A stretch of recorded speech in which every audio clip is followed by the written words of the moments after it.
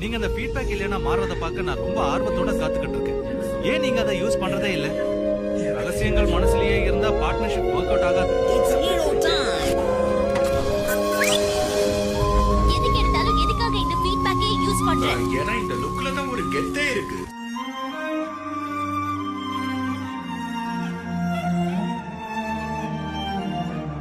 ஃபீட்பேக்ங்கிற ஒரு ஏலியனை இழந்தது உனக்கு மிகப்பெரிய வருத்தத்தை தந்திருக்கு இல்லையா? ஆமா, என்கிட்ட இருந்து ஏதோ ஒண்ணு பிரிஞ்ச மாதிரி இருக்கு. இழப்புன்னு ஒண்ணு ஏற்பட்டா அதையே நினைச்சு நம்ம வாழ்க்கைய நாமே வீணாக்கிக்க கூடாது. செஞ்ச தப்ப திருத்திக்க பார்க்கணும். வாழ்வில் கரிகாலா